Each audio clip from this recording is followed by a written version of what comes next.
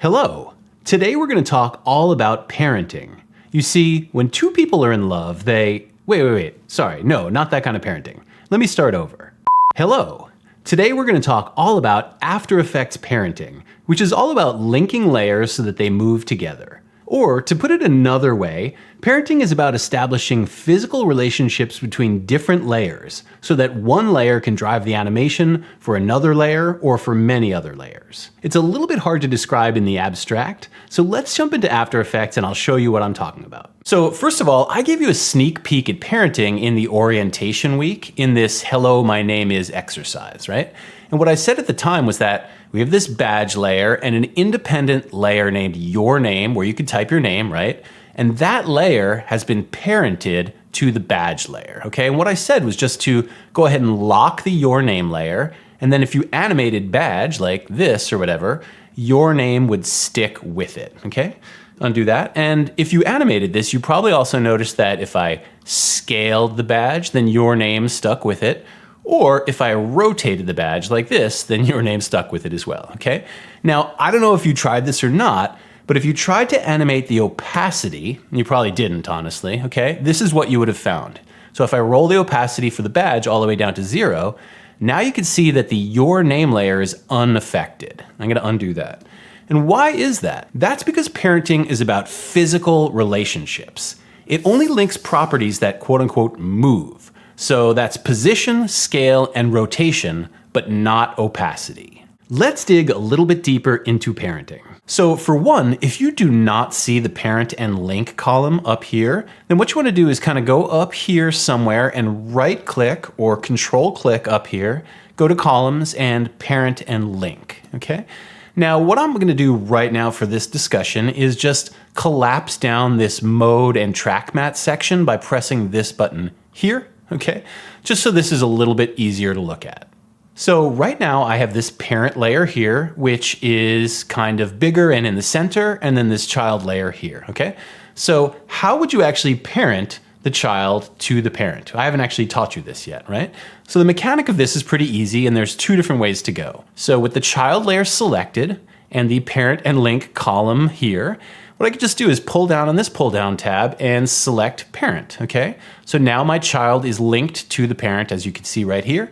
And if I select my parent layer, now I can move it and do all the other things that we were just talking about, right? The other way to go, and I'm gonna undo that, okay, is to use this pick whip right here, which is my preferred method because I think it's more fun, okay? So basically, if I want to link the child to the parent, what I do is select the pick whip, and now I'm kind of holding down on my mouse button, and I'm gonna drag this out, and now you see that I have this like blue line, and wherever this line terminates, right, like for example here, now you can see that parent is kind of like highlighted, right? So when I let go of that, now it is parented to that, okay? So you could do that either way. So now let me talk about a little bit of a wrinkle here with parenting, and that is if one layer is animated, okay? So I'm gonna unparent this for 1 sec, and I'm just gonna move this parent layer down here, okay? And I'm gonna press P to reveal my position, make a keyframe, and let me just go to like 1 second or something and move this up here, okay? Now, parenting is all about establishing relationships. That's kind of the most important thing to remember.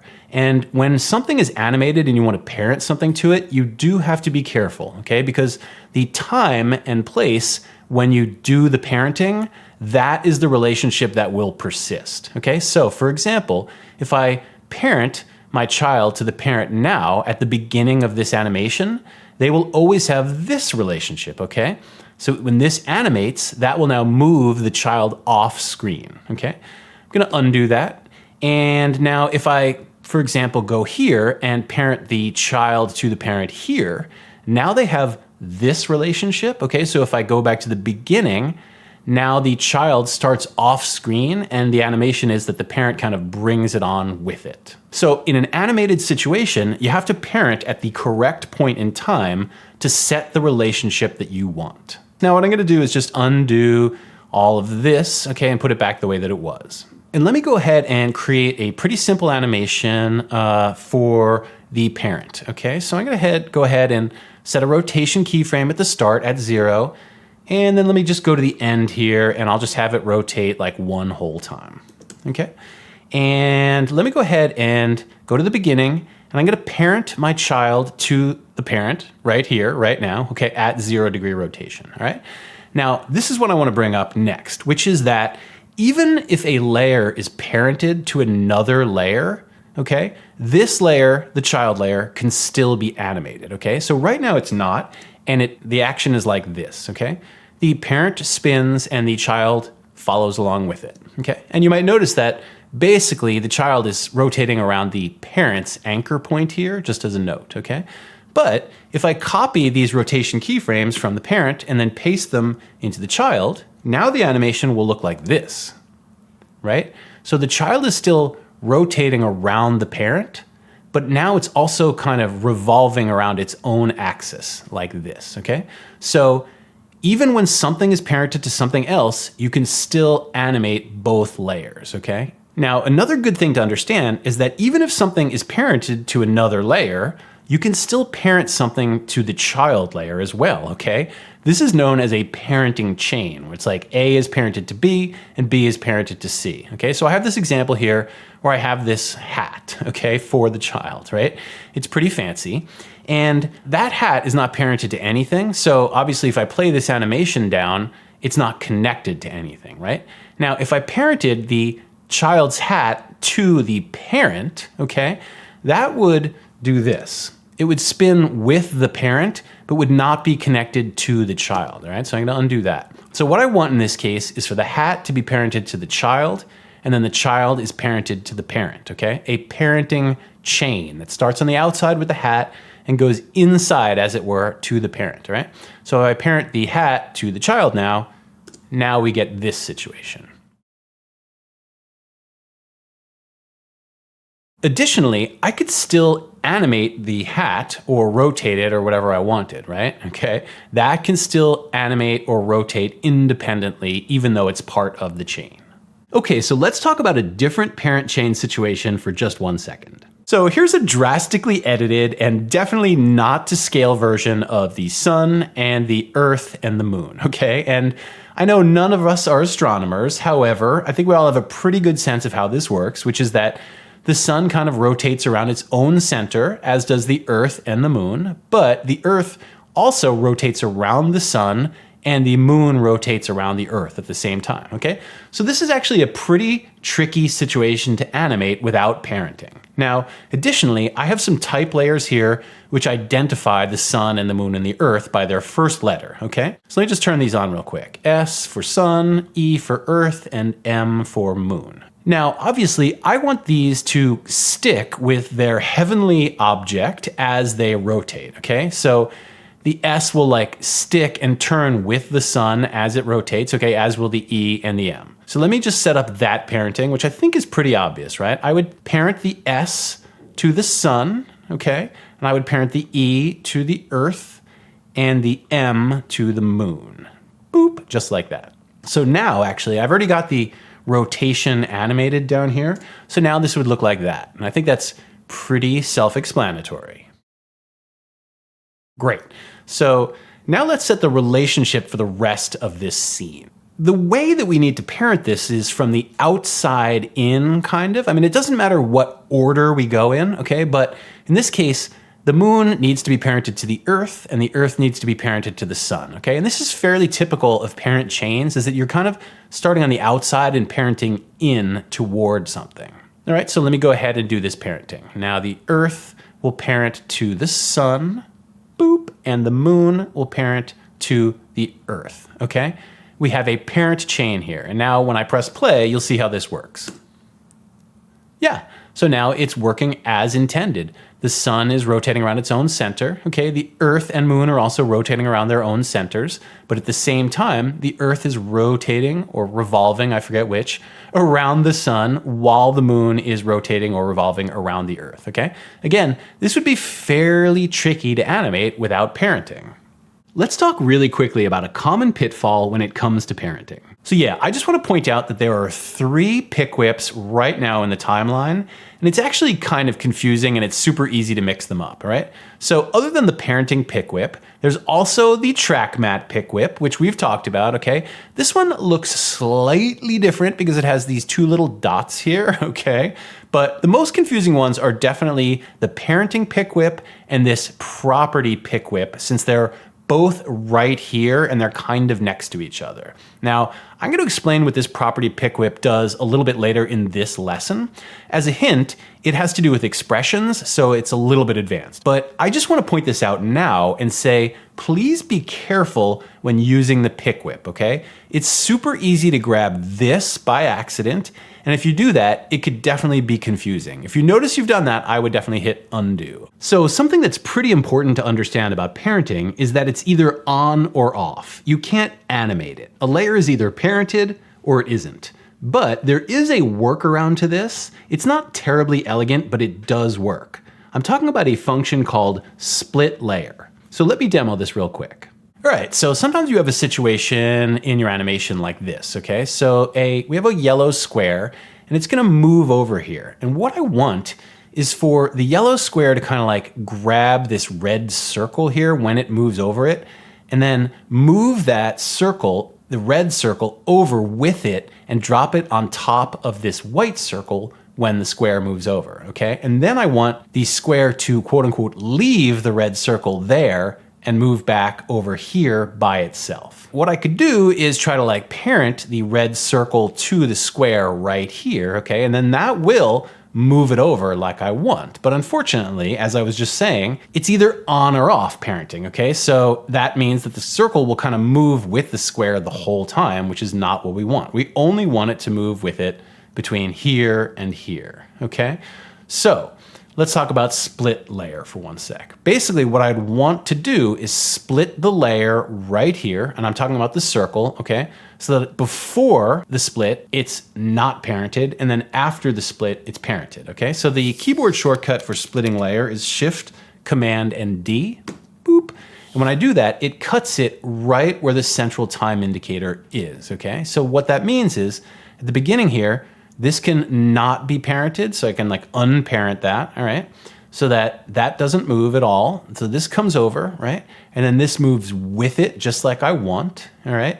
And then some point here, while the square is kind of paused, what I wanna do is, and it certainly would have to be before this keyframe and after this keyframe here, okay? So let's just say here, what I can do is now split this layer again, okay? Which by the way, it gave it a numeric number 2, you know, so this was red circle, and when I split it, it made the second one red circle 2. So now if I Shift Command D and split this here, now it makes another one called red circle 3, and now I can unparent this, right? And now my animation would look like this. Okay, that's what I want, is basically that the red circle moves over, but just in the middle, and then otherwise it's independent. Okay, so now I'm gonna make a left turn and talk about something that's both related and totally awesome, and that is null objects. Now, without a doubt, null objects are among the most useful and handiest of all features in After Effects. Personally, I use them just about every time I work in After Effects, so let's check them out. So just say I have an animation that looks like this, okay? And right now, all of these layers are animating independently, okay? And then I realized, wow, it would look really cool if this thing also rotated as a whole. Now, how would I actually do this, okay? Right now, some of the layers are rotating on their own, and pretty much everything is moving, okay? So in order to have this rotate from the center, somehow all these layers would need to have their anchor point in the center of comp, and that's just not possible with the way this is currently set up. Now, I could go ahead and pre-comp all of these layers down to 1. We haven't actually done this yet, so let me show you how to do this. If I take all of these layers, I mean, you know what pre-comps are, but you don't actually know how to make them in After Effects. Okay, so let me just show you this. If I select all the layers, I can pre-comp them with the keyboard shortcut Shift, Command, and C. And when I press that, boop, now it opens this pre-comp window. So I could call that like animation PC. I usually put the designation PC in there so I know it's a pre-comp, okay? And right now, this is automatically checked, which is move all attributes into the new composition, which is what I want. Okay, so I'm gonna hit OK. And right now, it's collapsed those all down to a familiar looking pre-comp, which you know about and know how to work with, right? If we double click on this, let me turn this off, then you can jump in here and see the animation as it happens and adjust it and stuff, right? And that means that now I could take this and put the rotation animation on that I was thinking about, right? Like I could make this rotate like 90 degrees, okay, and preview it, and it would look super cool. Now, just what I want, okay? Because I should point out that the anchor point is in the center again, right? When I pre-comped it, it put the anchor point in the center, okay? Now, I don't think this is actually very elegant of a solution in this case because now I've got like rotation keyframes on the whole pre-comp, but in order to adjust any of the animation in here, I'd have to jump into the pre-comp and then adjust it here and then jump out to this comp or whatever, okay? So it's not quite ideal. So what I'm gonna do is undo that, right? You can undo pre-comping, right? Now, I'm gonna use a null object, okay? This is way better in this case. So how would I actually make a null object, okay? So I could go up here to Layer and New, and here it is, Null Object. Now, the keyboard shortcut for this, which honestly I've learned, but is quite a lot of button mashing, is Option, Shift, Command, and Y, okay? And when you do that, you will see now that a null object has been made. Now, what should you notice about the null object right away? Well, one thing, and kind of the most important thing, is that it has an anchor point, okay? A null object is like a blank layer, but with an anchor point. And in this case, and in all cases, I should say, the anchor point for a new null object defaults to being right in the center of the comp, which in this case is what I want, okay? Now, let me just point something out, which is that even though we're looking at this and this is red right now, okay? This is an invisible layer. It's a blank layer, and this will never render, okay? This is just here for your reference. So even if I just play down my comp by pressing spacebar, that null object, you can't see it anymore, okay? And it certainly wouldn't render. Now it'll be visible again now when I stop the animation, okay? So it's really just a reference for you, all right? So here we go. How would I actually work with this? Well, this is super simple. I would select all these layers, and instead of pre-comping them, I could just go ahead and pick whip with them all selected, okay, to the null. Boop, and that will set now all of them parented to this null object, okay? We could rename this something clever or whatever, but the important thing is that if I press R, okay, to reveal my rotation, now I could set a keyframe here, go to the end, and now change this to 90 degrees or whatever, and now everything would animate with that pre-comp as it turned from the center, okay? And this is great, but it's also that I've got all of my layers and all of the animation here, so I can make all the adjustments in one place, okay? In this case, a null object was the perfect thing for this situation. And by the way, this looks pretty cool, and otherwise would be very difficult to animate this way. Now, just to add some complexity to things, it's definitely possible and pretty common to parent one null to another null. This is really useful because of the way anchor points work in After Effects. So as I've said before, anchor points can't really be animated, at least not in the way you'd hope. You kind of set the anchor point, and that's where it lives on a layer. But what if you need the anchor point to change during the shot? Well, a null object to the rescue. You can essentially borrow an anchor point from a null object using parenting. Let's check out a classic example of this, which is rolling a square.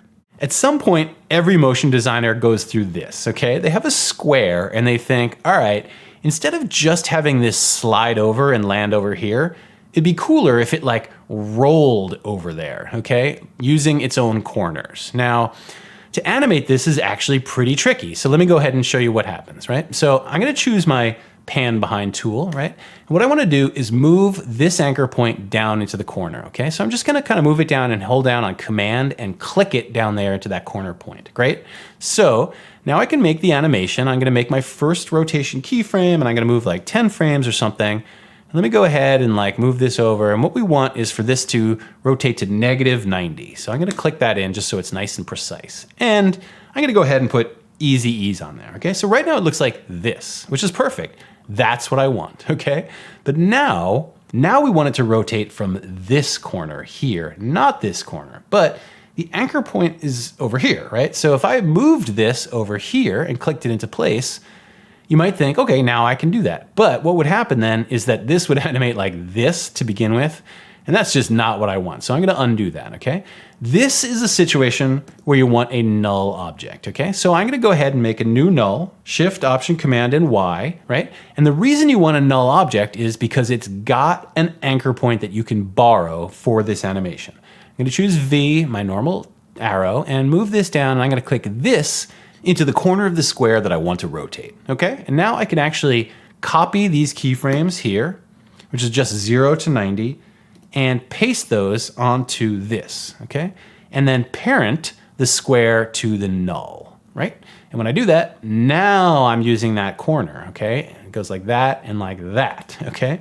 Great, so now how would we make this rotate one step farther, okay? Well, I'd make a new null object, Shift, Option, Command, and Y, boop, like that, okay?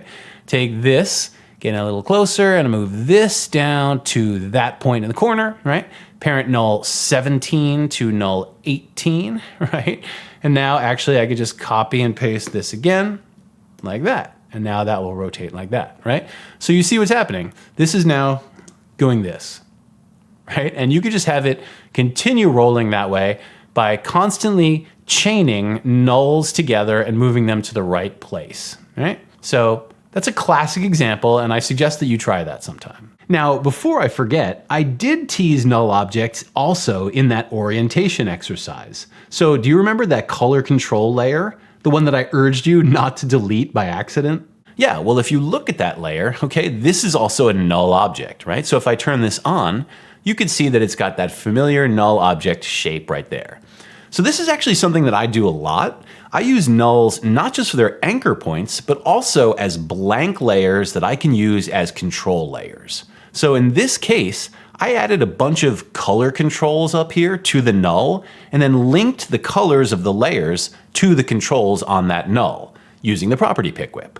Okay, so that's an introduction to null objects, which are one of my very favorite features of After Effects. And also, I should mention that my After Effects punk rock name is Null Object. So now that I've demonstrated parenting and null objects, it's time for me to animate something that's a lot like your homework. The good news is that we're going to be working with robot arms today, both in my lesson and also in your homework. And generally speaking, everybody loves robot arms. So let me import my illustration into After Effects and you can see what I'm talking about. So I'm gonna hit Command and I, okay? And this is the file I wanna import, and I'm gonna import it as a composition, retain layer sizes, great, and then I'll double click this, and here is my illustration, okay? So let me explain to you the action that I wanna have happen. I have these two robot arms, okay? And this arm is going to start first, and it's gonna grab this box here, okay? And it's gonna pull it up, and it's gonna move over, and it's gonna put it right where this box is, okay? So I should just explain that this box right here was just a reference for where that box should go, okay? So this picks this up, moves the box over there, and drops it there, and then it backs off. And now the second arm goes ahead and grabs that box, and moves back over and puts it down onto this shelf, okay? And then this sort of slides down the shelf and comes to a rest here, all right? And I should explain to you that this is a loop that I'm building, okay? So that's kind of the loop point, is that now this arm will again pick this box up, put it over there, this one will grab it here, put it there, and it'll roll down, okay? So I'm gonna animate this as a loop, I'm gonna animate this one time through, all right? The other important thing that you need to realize about this, and this is also true of your homework, okay, so pay attention, is that these arms are supposed to be kind of flat to the wall. They don't have a lot of depth, okay? But the shelves here and here, these have a lot of depth and are sticking kind of far off the same wall, okay? So right now, the way this arm is hung down, it's incorrect, right? The arm should never pass in front of the shelves, okay? Because that would be impossible, because this arm is closer to the wall than the front of this shelf here, okay? So similarly, like either arm, they'll have to kind of move around this shelf here. They can't just cross right over it, okay? So it's just the way that I want things to be done.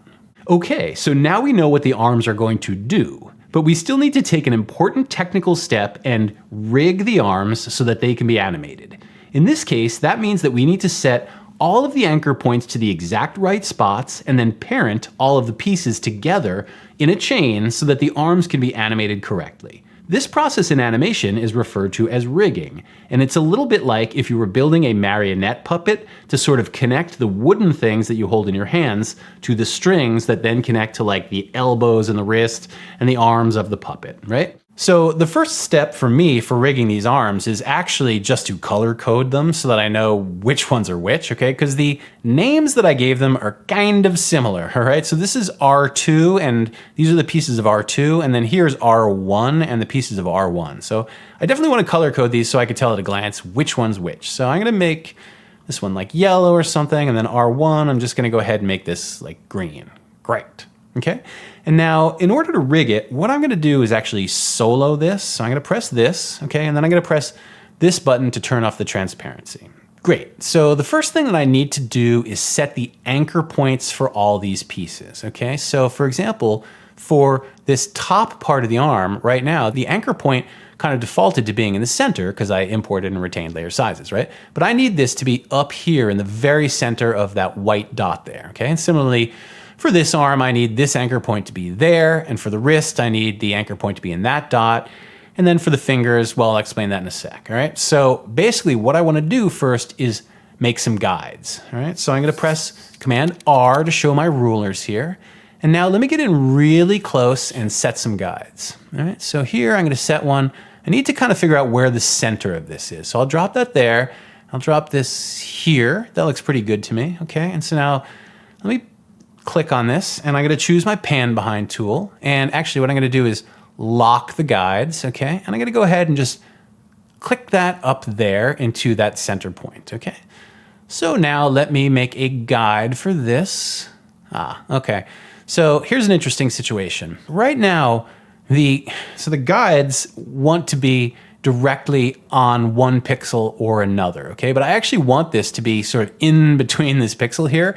So I have to unlock my guides, okay? And I've never explained this about guides before, but if you hover over it, you can see that the cursor changes, right? And now with that cursor changed, if I right click or control click on this, I can actually edit the value directly of the guide, right? So if I click on this, now I can go ahead and make this 426.5, okay? And that will drop the guide in between those pixels there, which is where I want it, okay?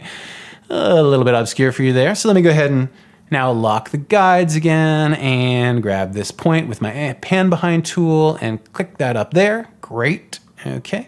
So now my wrist is this point here, okay? This is my wrist. So let me select this and get in close. And okay, I want to drop a guide in the center here. This is very close, but it's like right there. So I click that into place, great. And now actually I'm gonna turn my fingers on, okay? And I'm gonna lower the opacity of my wrist down to 50, like that, just so I can explain how these fingers need to be rigged, okay? So you can see that there's an overlap, sort of like a puppet joint here where this is kind of rounded here, okay? And what I wanna do is set a guide that kind of imagines it's at the center of a sort of imaginary circle right here, okay? Now I'll click this and I'm gonna hold down on Command, and that's gonna kind of constrain it to being in its own center here, and then click that right there into the center of the layer and this guide, okay? And I'll do the same thing here, Command and move this up, click that right there. Okay, great. So now I can go ahead and set the opacity of the wrist back to 100. Okay, and now I'm going to zoom back and let me turn my other layers on here for this arm. Oops, that's the wrong arm. Here and here. Okay, great. So now I've got the anchor points in the correct position. So let me do the parenting now, okay? So the fingers, and again, as I was talking about with the solar system, you're basically parenting from the outside in a chain to the inside, okay? Again, here, I'm gonna select both my fingers and parent those to the wrist, okay? And then the wrist will get parented to the forearm, and the forearm will get parented to the like bicep or whatever, okay? So I've now made a chain that starts with the fingers and then goes all the way down here, right? So I'm gonna turn the guides off for 1 sec. The keyboard shortcut for that, by the way, is Command and colon turns the guides on and off, okay? Turn them off, great. So now let me show you what this is doing. I'm gonna reveal the rotation for all of these layers, okay? So right now, I can rotate the top of the arm and everything rotates with it, right? And I can also rotate the forearm and the wrist and fingers move with that, okay? And I can rotate the wrist and the fingers move with that, right? And then I can still also rotate the fingers. Cool. So this is now rigged and ready to animate. So what I'm gonna do, and it's actually kind of a cool thing, is if you want to set this all back down to exactly the way it was, is just put 0 in here for all these rotations, okay? And that will now go back to the way it was. Cool. So what I'm gonna do now is unsolo this, and I'm going to rig the other arm here, okay? And because this is exactly the same, I'm just gonna go ahead and do this in fast forward. You don't need to watch me do this again, all right?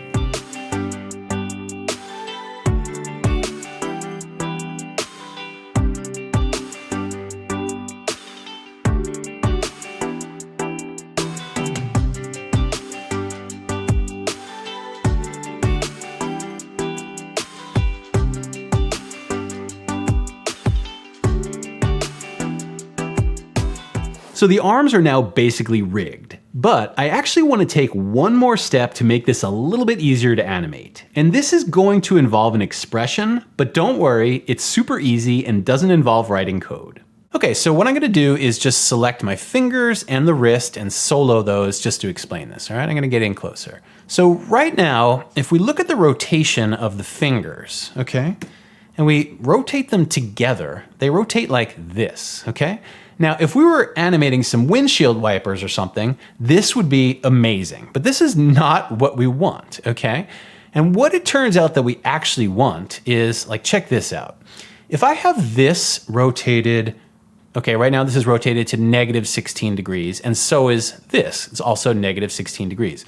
But if I make this positive 16 degrees, now this is kind of symmetrical to this. Like they're both pinching together in the same amount, okay? So what we realize as we fool around with this is these two things always kind of want to have the same value, but be the opposite, like one's negative and one's positive. So this is, if this is 16 this way, this wants to be negative 16, okay?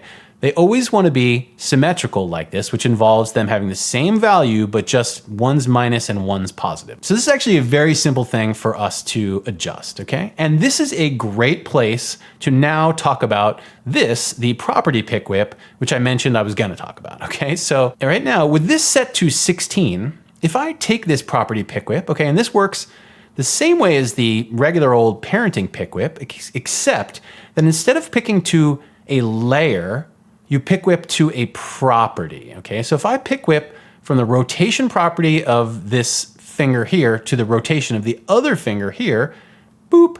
Now what happens is these values turn red here, okay? And that indicates that there's an expression going on underneath the surface here, but don't worry about that for right now. So what happens is now the animation for the rotation of this finger is being driven by the animation of the rotation for the other finger. Okay, right now you can see that this says positive 16 and this says positive 16. And if I twirl this, okay, now we've got that windshield wiper animation that happened earlier when I had them both selected, okay?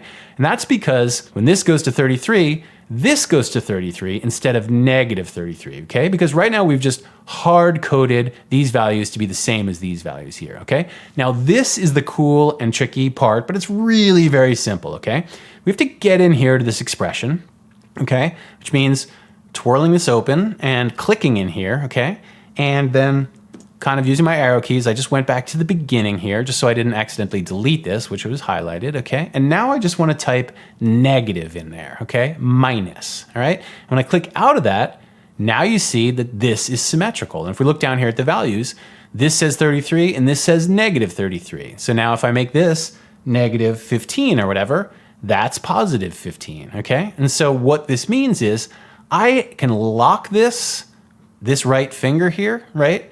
And just only animate it using the left finger, okay? Which is amazing, and it will make it much easier for you, and it will always keep it symmetrical.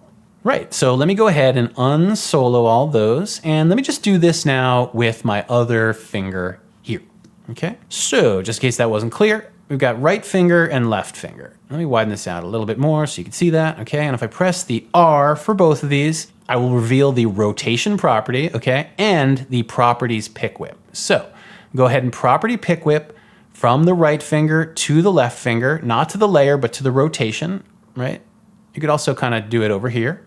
Cool. So now you see that that's red there. So we just want to get in here and click in this, okay? And go back to the beginning and just type minus in there, okay? Click out, boop. And now that's rigged too. When I do that, that will do that, okay? Awesome. So now we're fully rigged and ready to animate, but what's the best place to start? So I think the best place to start is to find a really good pose for these arms to be in at the beginning, right? Because hanging down straight, this was great for rigging these arms up, but this is not the way we want them to be. In fact, as I've already explained, the arm here is kind of impossible because it's like sticking over the shelf in a way that it never could, okay? So what we want to do is remember that this is a loop, and right here we're at the beginning of the comp, okay? But it's not really the beginning of the action because it's looping, right? So what's just happened kind of at the back end is that this arm has put the box here and it sort of slid down here and landed here, okay? And so this arm is kind of watched it move over, right? So we want to have a good pose for both of these arms right here at the beginning, okay? So let's start there. I'm going to start with this arm, okay? So let me go ahead and rotate this a little bit like this way, okay? And let me rotate this like a little bit like this way, all right? And actually what I want to do is kind of pinch the fingers together more. So let me figure out where that would be. I'm going to turn my handles off for just a sec and get a little closer here. So maybe minus 26. Yeah, they're kind of touching there.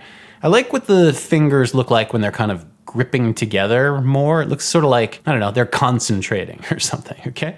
And then I'm also gonna rotate the wrist here because I want this kind of like looking at the box there, all right? Great, so that's a pretty good position for that. So let me look at the other arm. Now let me rotate this kind of out this way a little bit, and then this like this, okay? And then the wrist kind of here, more like this. I don't know. And so this is just let go. Okay, I'm gonna pinch these fingers together. Oh, and I'm gonna lock this finger now that it's rigged. Okay, so I think it was negative 26, right? Okay, cool. So yeah, so this is a pretty good start point. And one thing that's good to remember is to kind of have the elbows on this side bent like this way, so they're pointing off screen, and the elbows on this side kind of pointing this way. It just looks more like one creature to me if the elbows are kind of predominantly pointing this way and that way, okay? So actually there's one other thing that I wanna do before I start animating that I think would just make things really easier. And that is, I'm gonna get in close and I'm gonna set a guide in the center of this box here, as close as I can, all right? So I'm gonna pull this over. I'm actually gonna clear all my guides. I don't need all those rigging guides anymore. So I'm gonna now pull this over and I just wanna set this like here, okay? So that that's kind of like in the center of this box as much as possible. And let me lock my guides again. Great, so let me actually widen out and start animating here, okay? I'm at the beginning and I should explain, by the way, that this part of the arm, that the arms can move kind of side to side along this slot here, okay? So in addition to the rotation that we'll need to animate on here, we're also gonna wanna animate sometimes the position of R1, A1, okay? So, but right here at the beginning, I think we're just gonna wanna make a position animation, a rotation animation. So I'm just gonna click on the rotation for the arms and the wrist, okay? And so this is just watched this box slide over. So now I kind of want it to move up like in anticipation of it moving down and grabbing the box, okay? So we go like 20 frames or something, and let me go ahead and set this pose, all right? So, okay, so we want this to rotate like a little bit that way, I guess. Maybe like this or something, okay? So it's like there and there, okay? And then this rotates sort of down. No, okay, wait. It's always tricky to get this right just at the start. Okay, so this is gonna rotate, maybe it'll rotate back. Yeah, maybe it'll rotate back and then this will rotate up. That's what it is, okay? And so this is why I set the guide here, okay, is that you can kind of tell if this is like in the guide, if the guide goes through the kind of the center of this wrist point, that the wrist is kind of like in a pretty good position for picking this box up. Now, actually at the start, this box is kind of at an angle. So, all right, so we'll have to get this just right, okay? We're gonna have a move, it's kind of like this, but I want it to be a little bit more dramatic. Let me go ahead and put position on and see what that does. Maybe I can like slide this over a little bit too, okay? And then that can add a little bit of like drama to this somehow. So let's see. Can I move this up here and then this? No, I'm going the wrong direction. So sorry, undo that. It's always tricky to get this started, okay? Now let's rotate that like that and this. Oh, doing it again. This. Okay, we want this like that, so I want to rotate this. Oh yeah, more like this. Okay. So cool. So something like that, all right? So this goes like this and pulls up, okay? And it's looking at that, right? And it's sort of above it, all right? So if we watch that animation, it's like this, all right? So that's pretty good. Now, the question is the wrist at like the right angle? Something like that, okay? We can always adjust this, all right? So this pulls up, all right? And so now what I want to have happen is for the fingers to open here, okay? So I'm going to make a position keyframe. I'm going to go a few frames down. I don't know how many frames. I just went like 1, 2, 3. 3 frames, okay? Let me make this like a 6-frame animation or something where the fingers like open out like that, all right? And maybe actually I want this longer. Here, let's look at that. Okay, yeah, that's fine. Great. So it moves up in anticipation, it opens up, and now I'm going to go a few more frames, and pretty much I'm going to make copies of all these keyframes here, right?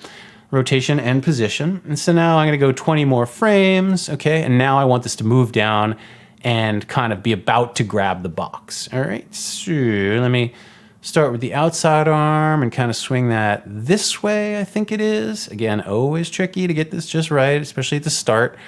Okay, so yeah, maybe something like this. Let's see, get the wrist back at an angle like that. Now it looks like it has to come down farther because if I clamp those together, they will not actually reach the box. So what I'll do is move this a little bit more that way and this a little bit more this way. Yeah, I'm getting there. Okay. All right, rotate the wrist again. Now it's a little bit off center. So what I could do is just animate the position here, right? Just slide this over a little bit to make up that difference. I like that. Okay, so what does that look like? Yeah. Boop. Now that looks maybe a little bit fast, so I'll slow this down a little bit, a couple more frames. Yeah, okay, great. Okay, so it's there, and now what it's gonna do is clamp the fingers on it, okay? And so let me make a keyframe here and move like 10 frames or something. I don't know how many. Can always adjust it. Now let me pinch those together, and I'm gonna get in kind of close. And yeah, you just wanna make sure that this is right, okay? So it looks like -10 is pretty close.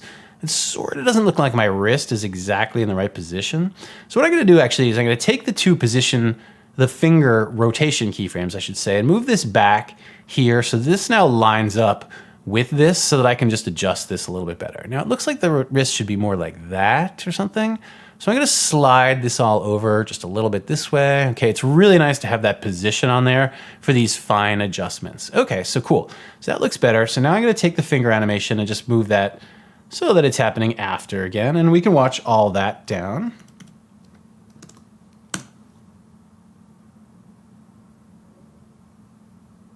Great. Now, okay, now I think this looks slow here. Maybe I made that too slow.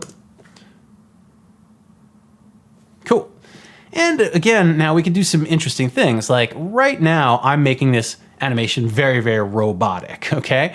Now, if you want to give a different kind of personality to your arm when you do your homework, you will be able to. So like, for example, these fingers, these could start kind of like pinching together before the arm moves down, right? That's sort of more, I feel like, how a hand would actually, like a human, you'd sort of start clamping as you move toward it. So that would look more like this, right? Maybe it's too subtle or whatever, but I think it looks more robotic when that action happens like afterward, all right? So you're gonna have to make a lot of choices like that for yourself, but I'm gonna have the robot arms kind of move like very deliberately, like move, pause, move, pause, move, pause, okay? As opposed to like some very fluid animation. All right, so it moves up, yeah, grab. Okay, cool. So we've come to the point now where I'm gonna turn the guide off now. The box is now gripped by the fingers, okay? Which means that we want this to move with the arm now. So the box essentially needs to be included in the parent chain, right? But we don't want the box being parented for the rest of it, only right here when it touches down, okay? So what I'm gonna do now is split the layer. Remember, that's Shift Command D, right? And now I can parent the box to the robot arm somehow. Now, I think that even though it's touching the fingers are something that will animate independently, and we don't really want the box to move with the fingers. We want the box, I'm gonna parent the box to the wrist, okay? Skipping right over the fingers, all right? And that means that when the wrist moves, the box will move with it, okay? As opposed to when the finger moves. Cool, so I've parented the box to the wrist. I think that makes the most sense, all right? And that's starting here. So now let me move forward a little bit, okay? And what I wanna have happen now is this is gonna pick this right up, okay? Actually, so I'm gonna turn my guide on again just to get a sense of where the center is. And I'm going to press that to make all new keyframes here and move like 20 frames. And now let me do this lift up. Okay, so let's start here with this rotation. I think that'll probably rotate back like this. Oops, too much. My computer froze up there for a sec. And my computer is not happy with this. Too much again. Okay, so maybe like 50. Just enter the value in there. I don't know what's happening with my computer. Save this, okay. So, all right, so here we go. That's rotated back. And what I want is this to rotate now this way. A bunch, okay? So also what's gotta happen here is this arm's gotta tuck up enough so the next action after it pulls it up, it's gonna move over here, okay? And it's gotta avoid this shelf. So I'm gonna have this pull up close enough that it's like all tucked up so it can like really fit above that shelf. So I'm gonna move this up even more, and maybe even this, like 55, all right? Really get it tucked up there. And maybe even more, minus 160, all right? That's too much. Minus 155, okay. That's pretty good, I think. So now what I'm gonna have is the wrist to be moving kind of like down, like it's holding it straight down, all right? And additionally, I'm going to move this position over as well so that this kind of like lines up with the center here again, all right? So I'm gonna move this over kind of like that, or wherever it was before, sort of like that. So now that should look like this, right? Yeah, and that's pretty good. Let's watch that.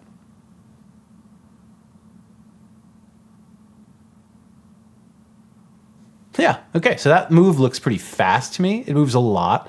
So I would just make that a little bit slower there, okay? And we'll get all those timings right in a sec. I'm just gonna kind of widen out here. And all right, so now what happens is this moves over. So what I have to do now is turn the second box on, which is my reference, and I'm gonna get in here and make a guide for this as well. I think these guides are really helpful for getting this all set up correctly. Oops. I want to unlock my guides, and I'm gonna put this more precisely in the center there. Okay, now I can, now I can lock that again. Great. All right, so now I can turn that box off. In fact, I could delete that box, all right? So now I wanna make a position animation here, right? And then this is gonna take a while because this, you really have to think about the physics of these arms here, okay? This is a heavy object. This probably weighs like a ton, okay? So it can't just like whip over here. It really needs to take its time and kind of like trundle over. Whoops. So I'm gonna kind of move that so that the wrist is, again, right there, like where that little guide is, okay? And so we can watch that move over just for timing. Oops. B to set my work area. So it looks fast, even still, but I'm gonna leave it. Let me make it a little bit slower. Okay, I don't want it to get boring either. All right, so it moves over. Okay, now the arm's gotta unfold and put the box right there. All right, so actually, okay, so I need more keyframes for the rotation. So let me just copy and paste those there. And maybe I'll actually make another position keyframe by copying and pasting, just so in case I want to use that as well. Okay, so let me move like, I don't know, 20 frames. I'm not really sure how long this move will take, okay? And let me figure out how to get this down. Now this is probably gonna be tricky, right? So I'm gonna move this this way a little bit. Okay, and then this a little bit. Okay, so yeah, so let me get that close. Let me zoom in closer here. Okay, and let me try to get like this roughly in the right place. Okay, now remember, I can also adjust my wrist to get this kind of straight. Okay, so what I could do is get it like that, all right? And then just use the position here to kind of slide this over. Having that position there is so nice, all right? Get that about right there. Now it does look like, oh, it's down too far, darn. So, okay, let me rotate this up just a little bit. Up just a little bit, okay, and then this down again.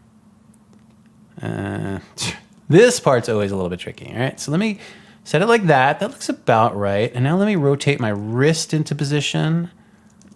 And it's just ever so slightly too high. Okay, this always happens. This is inevitable with this kind of thing. All right, so let me try this again. Click this down, one more, and this up one. Nope. This down. 2, this up 1. Nope. Okay, maybe the wrist rotation will make it work. Yeah, actually, that's pretty good. All right, cool. I think I buy that. Okay, great. Yeah. Okay, great. So that's pretty good. Oh, except for now the position is wrong. So let me just slide this over a little bit. Okay, so now all that fiddling, it's going to look like this, right? Just a fairly simple little move down. Okay, right on. Cool. All right, so now it's moved over and drop that there. Great. That's probably more, honestly, that's more position animation than I wanted here. I'm sorry, I'm gonna fiddle with this and I'm gonna delete all those keyframes and do that again, okay? I know, but I think that's probably closer to what it would be like for you. Okay, so I'm gonna rotate this down a little and rotate this down a little bit and try to get this kind of into a good place here. Maybe 137, oops, I went the wrong way. So let me go this like that, okay? And let's see, if I twirl the wrist, can that lay flat? Nope, pretty close. So let me move this like one more that way and this one more down, okay? And let's see, maybe now. Yeah, I think that's good. Okay, sorry to do that again. Just a stickler for those kind of things. All right, so now I do need to move this over. So we'll see if this actually looks any different. I've basically made it the same as I had it earlier. All right. See, I just don't like that it moves over so much to move down, but I think I'm just going to leave it. I don't want to fiddle with this to death. Okay, so let me see. If I widen out, look at it from the beginning, let me see how I feel about it.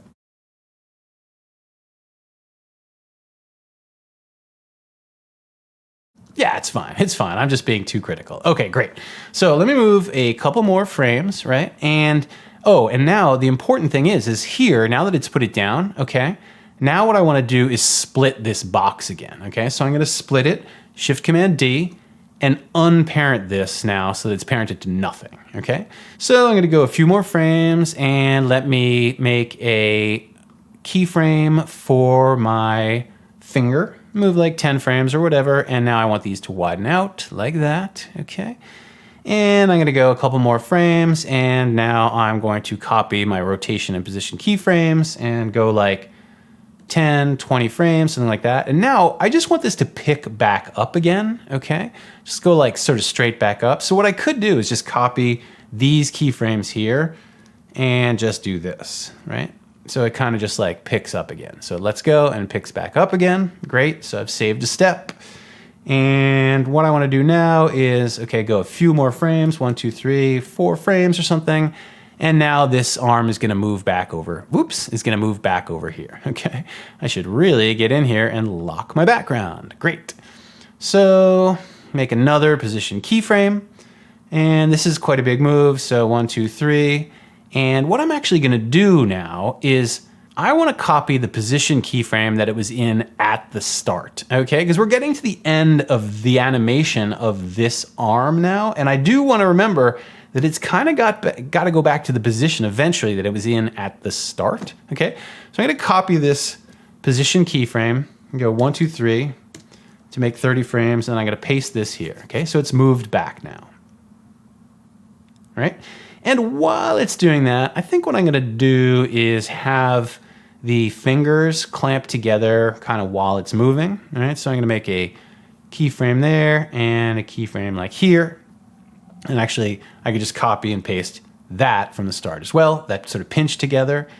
And then also, as it moves, I'm gonna have it kind of like rotate the wrist so that it continues like, so that its focus is still on this box, okay?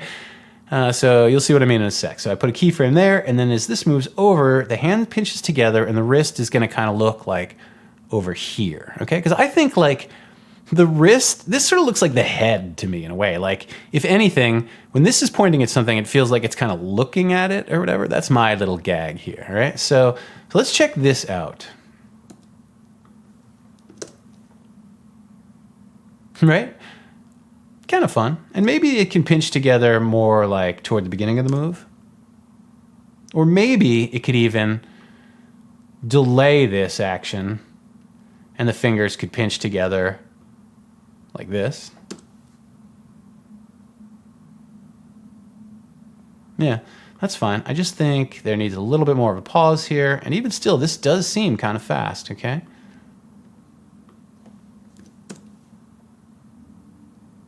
Yeah, great. Okay, fun. All right, so actually kind of the action of the first arm is now done. So we can watch that.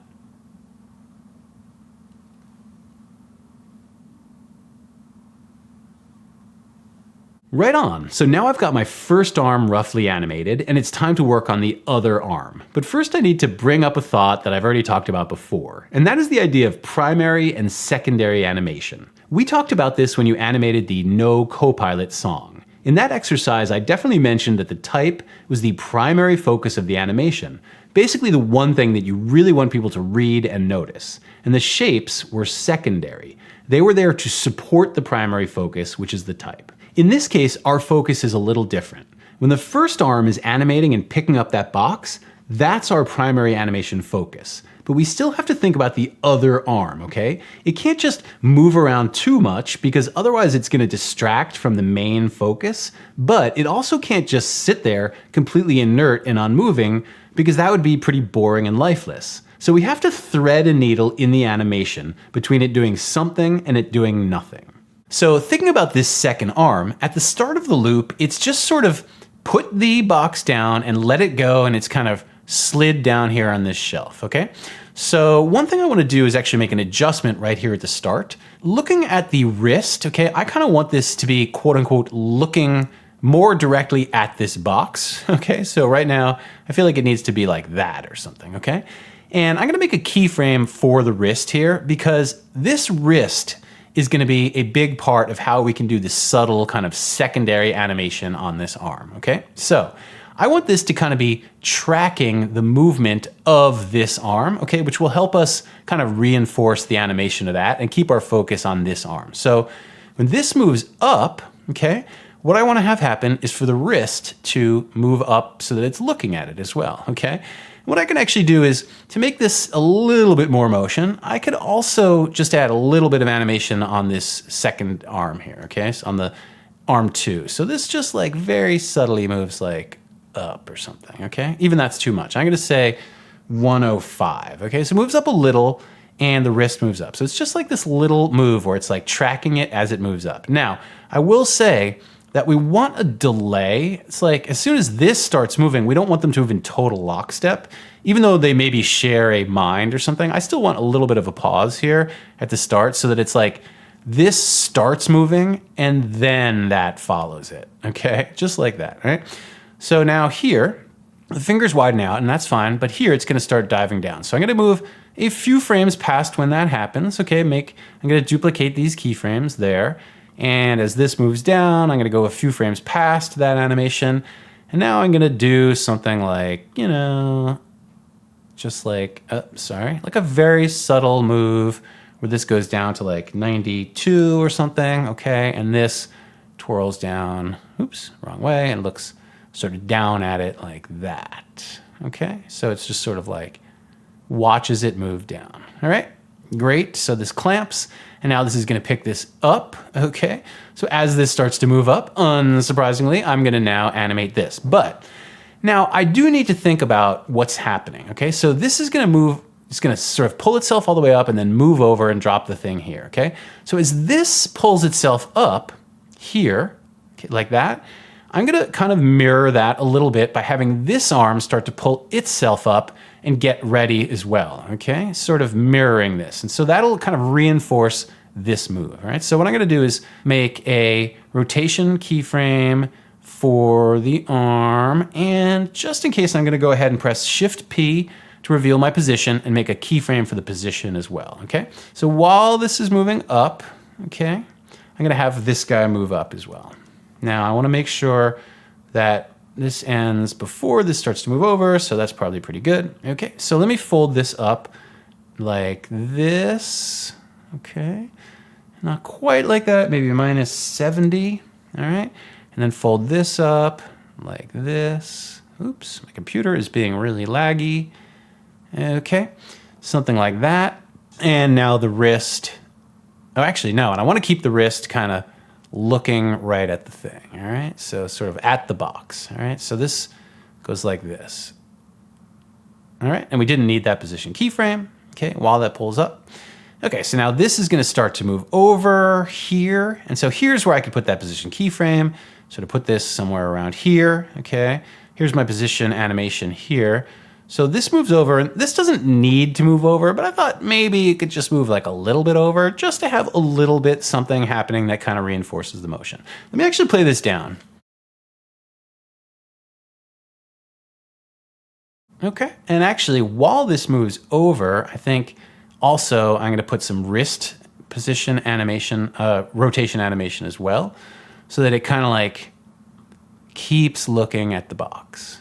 Right, so maybe about there. So this is like that.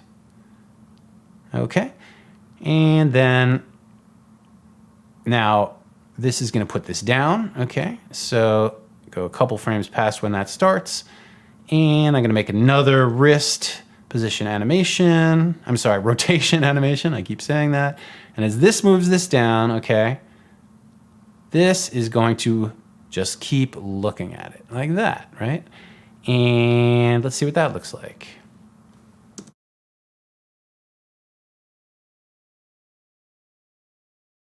Great, okay, super cool. So it puts it down, and I guess this can also watch it move back up.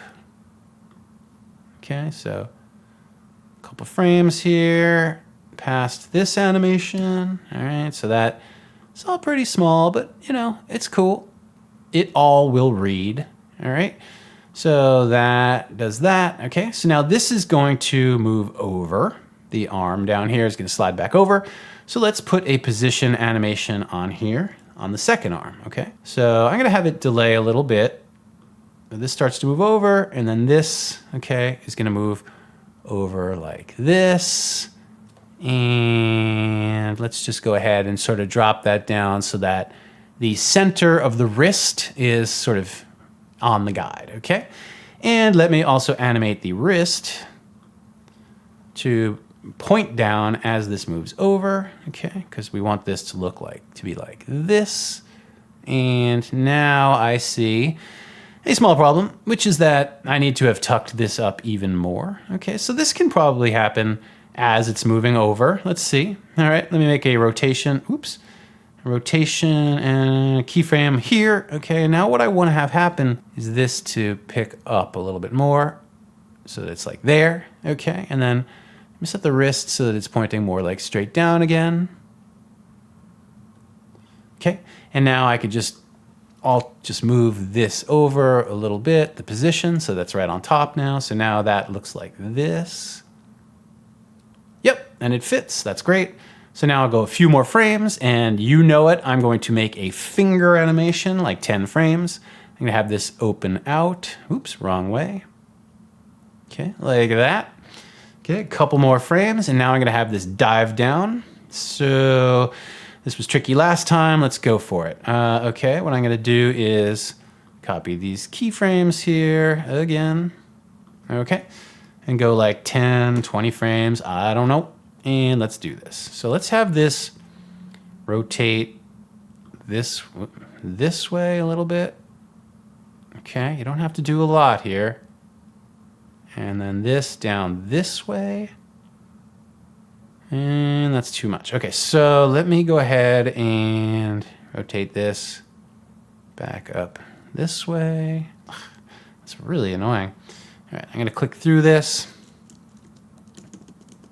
Okay, so maybe like that, and then this. Let me click through this. No, I went the wrong way. I'm always doing this wrong. Okay, so I want this to rotate further out this way, I guess. Yeah, something like that. Minus 75. I don't know. This always takes a bunch of fiddling. So now let me rotate this. Okay, yeah, this is looking promising. Oh, my computer is going so slow. Okay, that's pretty good. It's pretty exaggerated, but what I can do is also move this over like that. So this just goes like this.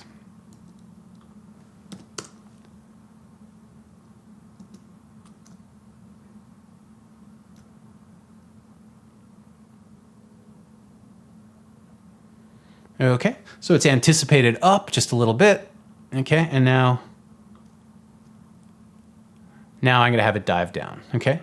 I don't think I was trying to make an anticipation there, but now that I've done it, I'm just gonna go ahead and leave that, okay? So let me go a couple more frames, and I'm gonna copy these again. Let's see if I can get this right this time, okay?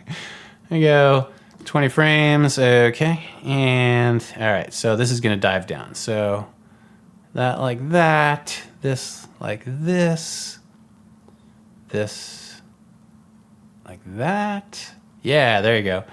Okay, yay, all right, that's better. Okay, so I could actually, if I want, I don't have to have this anticipation. I could just have this, I could get rid of all these if I want and just stick this like this now. That's more what I wanted to do, actually. So it moves down, not up. So, okay. Fun to watch your teacher occasionally struggle, right? So let me just make sure I know what I'm doing here. It's a little bit confusing. It goes over, opens up, and then moves down. Okay, great. Now that looks too slow, so let me make this go faster, okay? And now I'm gonna copy my finger keyframes, move 10 more frames, and okay, so I need to now twirl this down so it's pinching on there really good. So let's say minus 10, I think is what it was earlier, okay?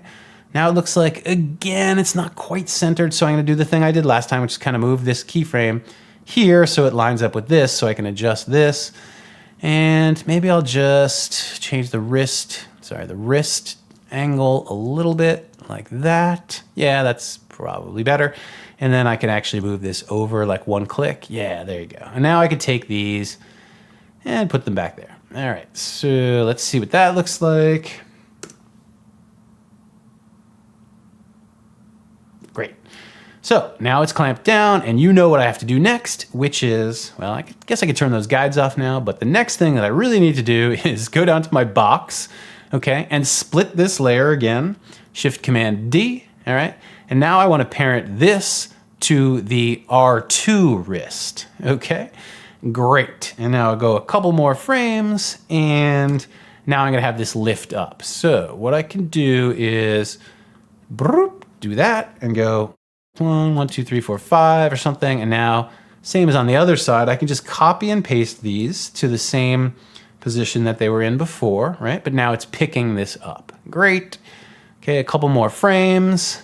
And now let me make this position animation. Okay, it's gonna start here and move over this way. Now, also, like when this moved over, I want this to move over and be kind of in the right position as it was at the start. So I'm gonna go like 20 frames or something and find my first position keyframe, which happens to be here, and copy and paste that there, okay? Just so I know I'm getting back toward the right spot for it to be in, okay? So it moves over, and we can look at the speed of that. Boop, stink. All right, it's moving a little fast. Try that again. Or let's just assume that that's a little bit better and I can check out all the timings toward the end. Okay, so it moves over, all right, and then here, I'm gonna copy No, let's see what I want. Oh yes, now it's going to dive down and put this here, okay? So before I do the fingers, what I'm gonna do now is just copy and paste this, and copy and paste that, and this, copy, paste that, and this, copy and paste that. Okay, so now I can go like 20 frames or something, and now do this where it puts it down. All right, so I'm gonna rotate the big arm this way, and then this way, down.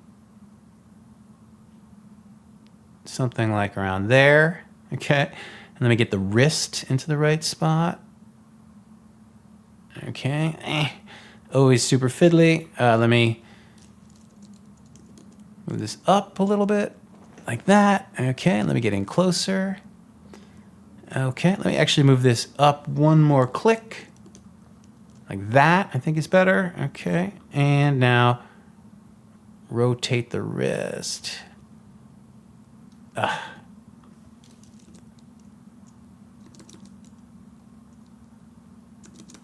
Just rotating it a tiny little bit. Okay, so there's a tiny little gap there, but I'm going to ignore that just for the sake of this not taking forever. Okay, so here is that move down. It moved down like that. Okay, let's see about the speed of that.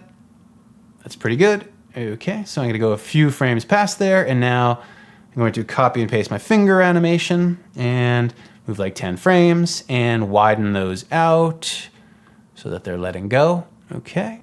And actually, I think what I want to have happen is for this to let go and kind of move up at the same time. So I don't need this position keyframe there. I'm going to put that there, and let me copy and paste these and get them there. Okay. So while this is letting go, I also want this to kind of pull up a little bit, okay? Because right now, if the box starts moving, it'll just hit this finger, okay? So I want it to kind of widen the fingers and move up so that it creates room so this box can kind of slide over. All right, so let me go ahead and just move this up a little bit, like, oh, and this is still parented. So let me go back here and take my box and split the layer, Shift-Command-D, and now unparent this so it's parented to nothing, okay? And now, so this lets go, and I want this to kind of all move up a little bit. So let me move this up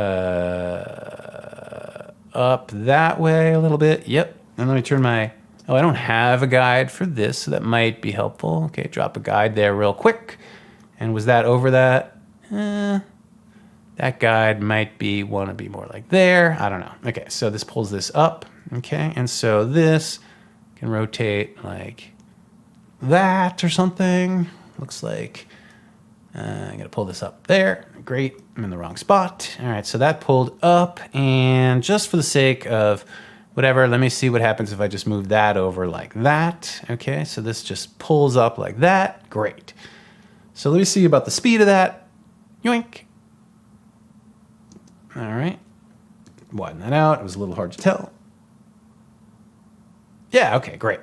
So here we go. Now get back here and turn the guides off. Now what I need to do now is animate this box, okay? Because as this lets go of it, that sort of wants to start animating, I don't know, somewhere around here. So I'm going to press Option P to make my first position keyframe.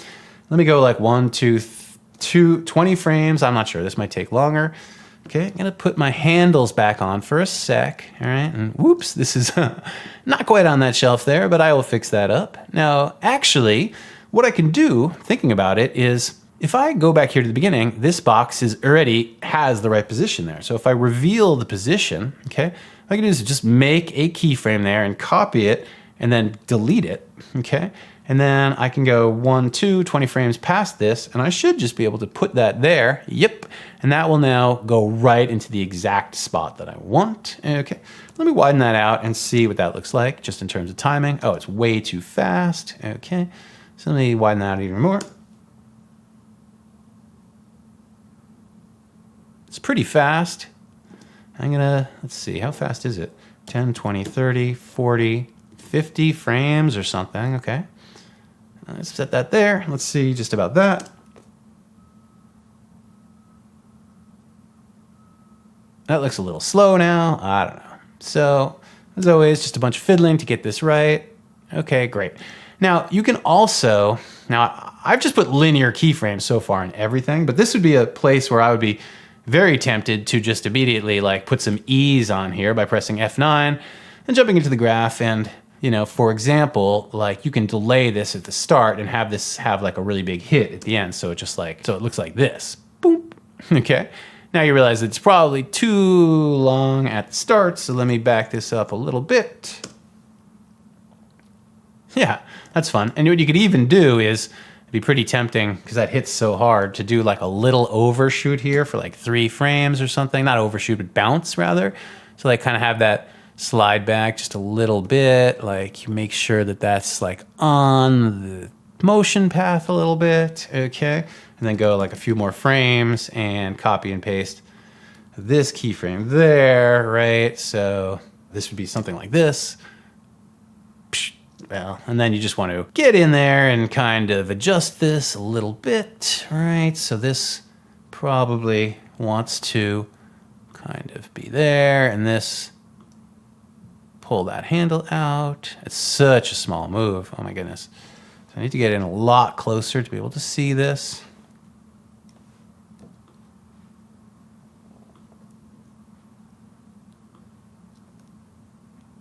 Okay, so yeah, and then I guess you just want this to have some delay and a little bit of ease there. I don't know. I'm not sure if I did that right.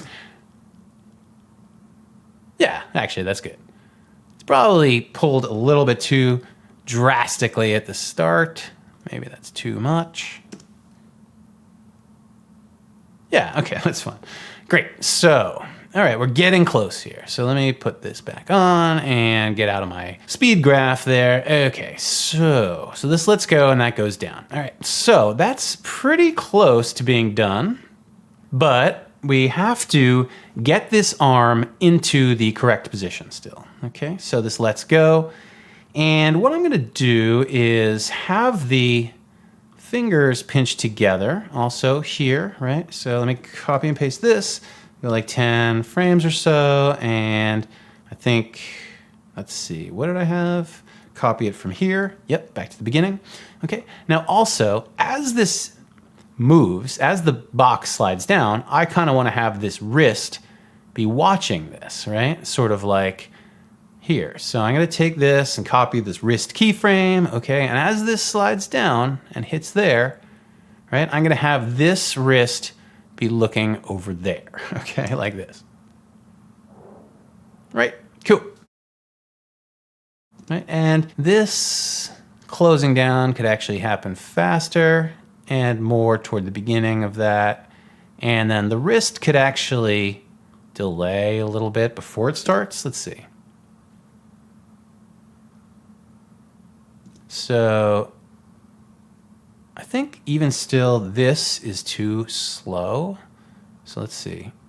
Well, that's only 2 frames, so 3, 4 frames. And then I think, yeah, probably more like that. I like that. Great.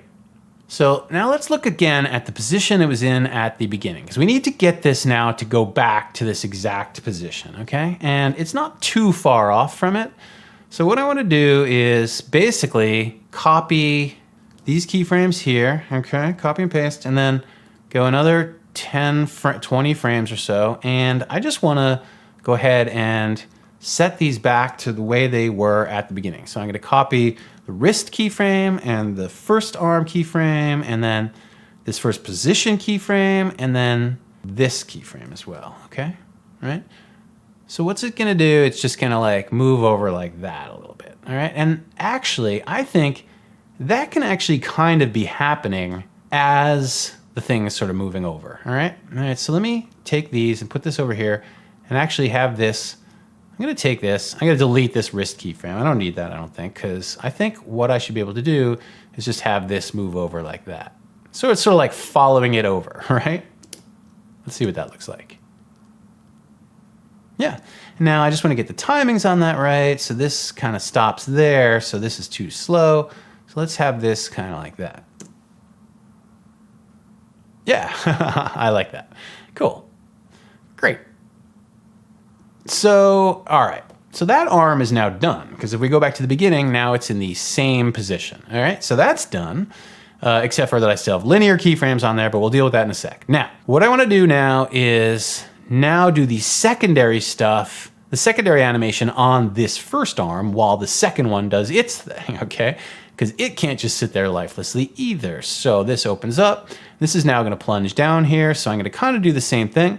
Make a wrist rotation keyframe, and as this moves down, and I'm gonna go a frame or so past it, this will kind of like look down, right? And actually we could do the same thing we kind of did on the other side, which is to make it a little bit more sophisticated, add a little bit more rotation in there, maybe from the second arm. Okay, so that sort of maybe moves down a little bit, and then the wrist is looking like over there, okay? So that's just like that, all right? Just reinforces. And then when this picks this up, okay, we can just have this wrist just kind of turn and watch it, right? Like that. Oops. Like this. Okay. All right. Let's see what that all looks like there. And that's great. It's great. It's subtle, but it's definitely in there and moving, okay?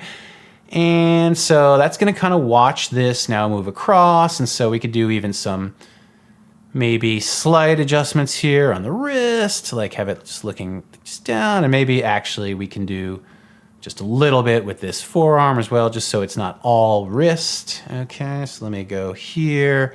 I'll just like move that down a little bit. Okay, and then the wrist will look at that like that. So as this is moving over, that's kind of just like dropping down like that, all right? Definitely feels like it's watching it, which is what we want, okay? So here, this is gonna start to move down. Now, we do wanna kind of think about this, okay? That at the start, this first arm is in a down position, okay? So I need to bring that down now. And I think the best time to do that is while this arm is moving down, because it'll kind of reinforce that, right? So I'm gonna go here, and so here's the move. So what I'm gonna do is make keyframes now for all this, right? And while this moves down, I'm gonna kind of do that same thing where I'm gonna copy and paste the keyframes from the beginning to see where I wind up, okay? Copy and paste, and copy and paste. All right, so that would then fold down like this, yeah. And that's not so bad. All I would do probably is just not have the wrist looking down here, okay? But have the wrist looking at the box or at the other arm, whatever you want, okay? So that kind of, oops, keeps it in its view while it moves down, all right? So it lets go, and here we go. Now around here, this is going to, I'm gonna make another wrist keyframe, and this goes like that, and when this hits here, this should pretty much just be watching it and go right there, okay? So that's like this, great. And then actually, I think that's it. I think that's the end of my animation now, because now this is the same. Yep, it's the same at the beginning and at the end. All right, so what I can do is set my work area to end right there, go to the home and press B, okay? I'm gonna select everything. I'm just gonna collapse this all down for now, and let's watch this down.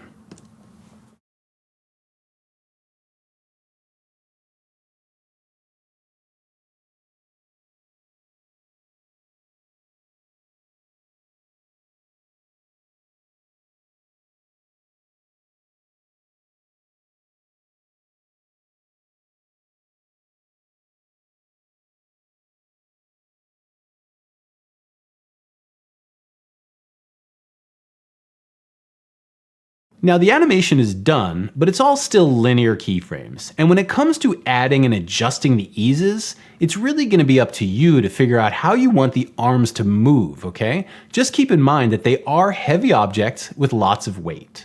Now, I don't think I have a lot of time. This is already kind of a long lesson, so I'm not gonna work on the eases here, but I will show you how this looks different if I do put generic ease on, okay? Press F9. Now this is the kind of animation that's very stop and start, so it probably would look pretty good with generic ease on here. So let's check this out. So as expected, it does look pretty good with generic ease on it. In some sense, it looks better than linear, but in another sense, it's more fluid. Now, you will have to decide how you want the arms to feel, okay?